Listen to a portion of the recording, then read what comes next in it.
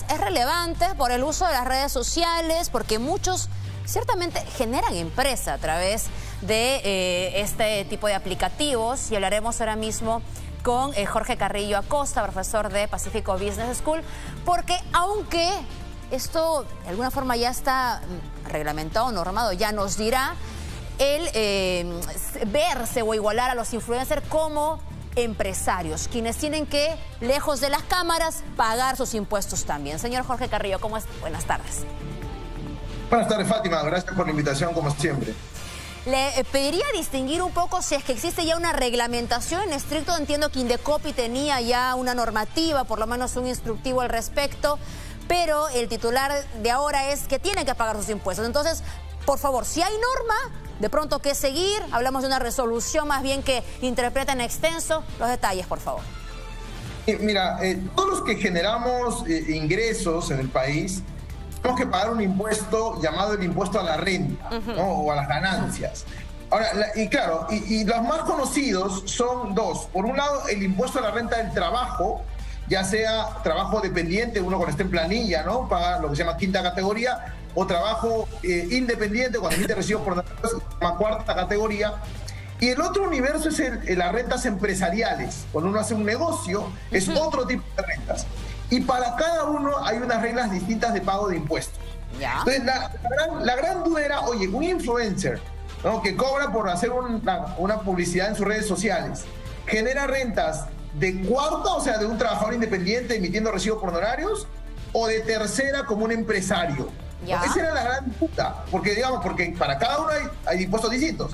Normalmente... requisitos. Sí, y además exoneraciones. Por ejemplo, si yo estoy con recibos por honorario, Fátima, mis primeros 40 soles más o menos de recibos al año no pagan impuestos, ¿no? Sí. Y de ahí pagan tasas de impuestos que van desde 8% hasta 30%. Sí. Si me consideran a mí como empresario, yo voy a empezar a pagar impuestos sobre 30% o casi 29.5% de la utilidad que yo genere.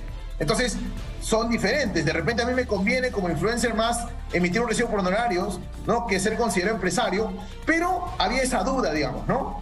¿Quién te define? ¿Cómo se define? A eso me parece que apunta, porque claro, él podría decir, yo estoy dentro del desarrollo como arte, oficio, finalmente, como persona independiente que trabaja y genera ingresos, en tanto que algunos califican que al ser generador de contenido, ahí se desarrolla también un talento.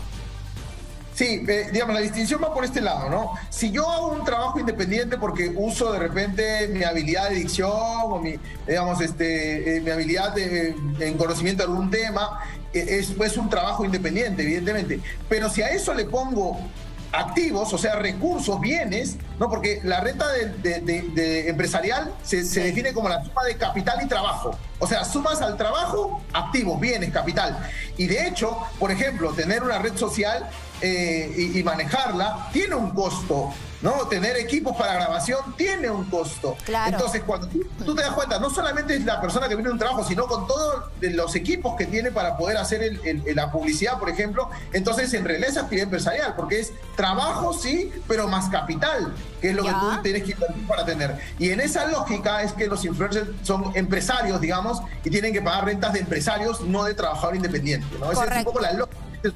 Ahora, entiendo que esto surge a través de una resolución que permite esta interpretación, aunque falta afinar algunos detalles que nos permitan finalmente saber quién es quién, más allá de lo que puede decir uno u otro especialista. Tendríamos que ya ir desarrollando una normativa un poco más seria al respecto, que abra a planos más generales y no solamente se remita al ejemplo de un caso en concreto.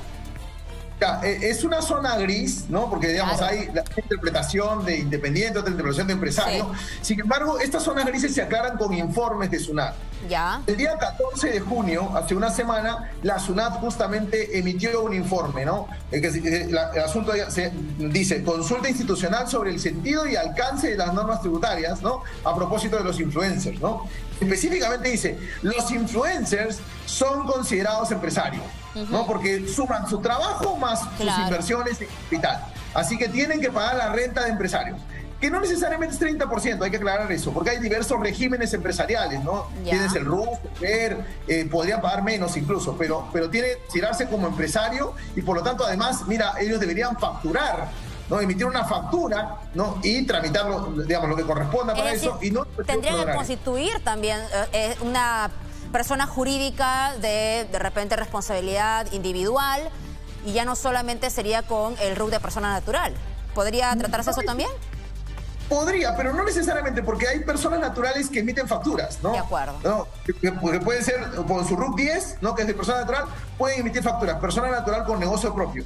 No es necesario de pronto y constituir una empresa, aunque sería lo más recomendable, si pienso crecer, separar obviamente. Bienes, ¿no? Para no asumir la responsabilidad total la persona natural, como se suele hacer.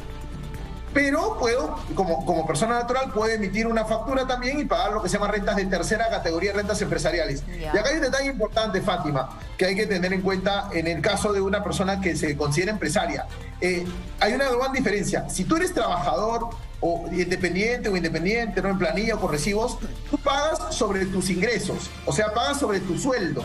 ¿Ya? ¿Sí? Sí. En cambio, si tú eres empresario, tú pagas sobre tu utilidad, que es diferente.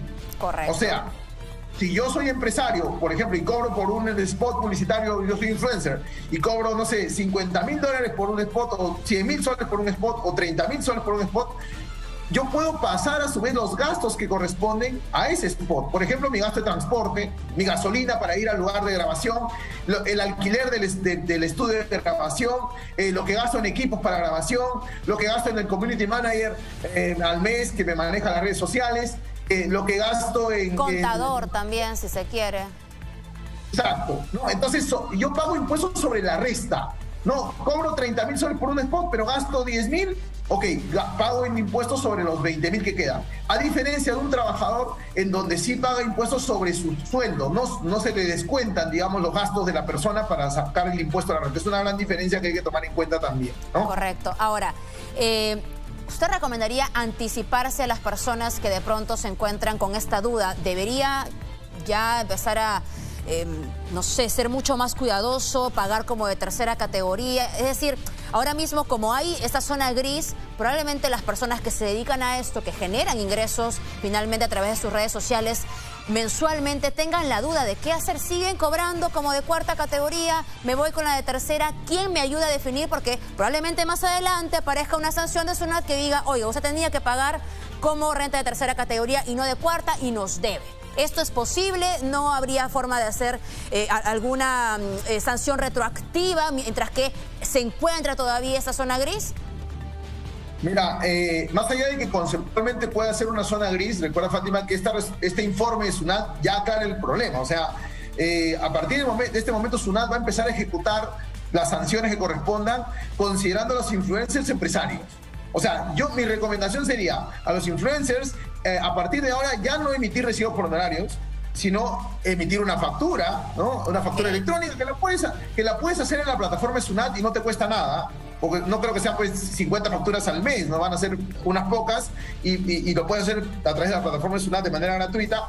Pero otra cosa importante, como yo te decía hace un momento, los influencers deberían empezar a registrar sus gastos, ¿no? Y pedir también factura, ¿no? Para que puedan pasar esos gastos y no paguen sobre su venta, no sobre sus servicios como tales, sino sobre su utilidad, porque si no van a pagar un montón de plata. Eso. Entonces, deberían empezar a facturar y empezar a pedir facturas cuando compren no sé, de su gasolina o los taxis que les transportan, la ropa que compran por la cual trabajan, el maquillaje, el community manager, el mantenimiento de las cuentas de redes sociales, los equipos que compran para grabación, el mismo celular. O sea, todo eso deberían empezar a comprarlo pidiendo facturas para que puedan, facturas a su nombre, a nombre de su grupo, para que puedan pagar sobre la utilidad, ¿no? Porque cuando emite recibo por honorarios, ese tipo de gastos no te favorece, ni te perjudica. Aquí pero ahora que vas a empezar a pagar impuestos, sí. Siempre que haya, entiendo, una transacción económica de por medio, ¿no? Porque hay diferentes modalidades de quienes solamente reciben algunos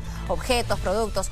Yo creo, señor Carrillo, me parece que igualmente usted da una recomendación, pero quedan algunas dudas. Finalmente esto es generar empresa. generar también ingresos para el país, hay que promover siempre la formalidad, pero creo que habiendo varias dudas lo van a llamar bastante últimamente porque se quedan con muchas preguntas, tanto los usuarios de las redes sociales como aquellos que finalmente generan contenido. Le agradezco por su tiempo. Gracias a ustedes por la invitación, un placer.